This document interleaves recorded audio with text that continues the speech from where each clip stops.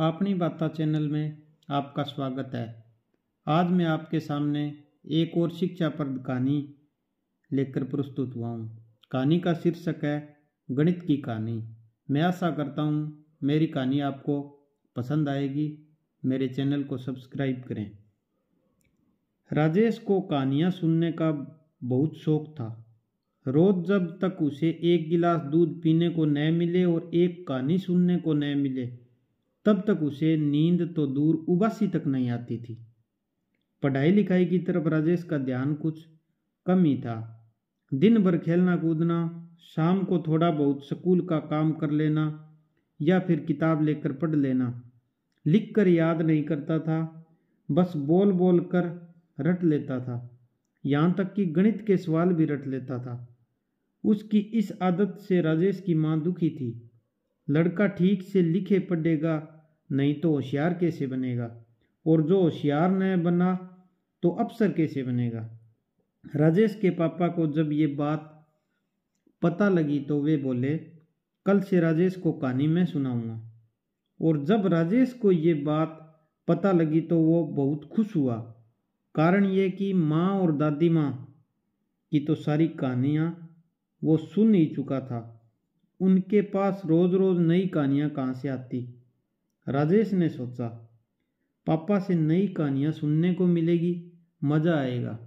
राजेश का इंतजार खत्म हुआ। आज राजेश और पापा आमने सामने थे।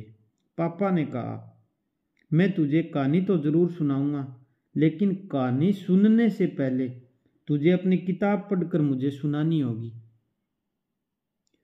पापा, किताब पढ़वाओगे कि सवालों के जवाब पूछोगे? दोनों ही। तो तू आज क्या सुनाएगा? गणित की किताब ले आऊं? तुझे गणित आसान लगती है या मुश्किल? बहुत आसान। राजेश गणित की किताब लेकर आ गया। किताब खोली और पढ़ने लगा। उसको ये पता ही नहीं था कि हिंदी और सामाजिक ज्ञान की तरह गणित कोई पढ़कर सुनाने की चीज नहीं है। पापा चुप रहे। उसने एक पन्ना पढ़कर सुनाया और फिर बोला, पापा अब कहानी सुनाओ।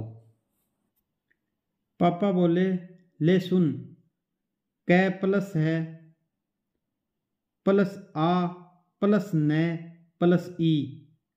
राजेश बीच में ही बोल पड़ा, पापा कहानी ऐसे थोड़े ही होती है। फौज में नगाड़ा और बात में उंकारा तो राम जी भले दिन दिखावे।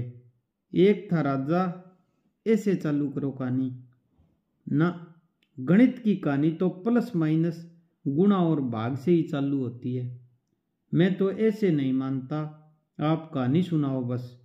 आपने कहा था कहानी सुनाओगे और अब पलटी मार रहे हो।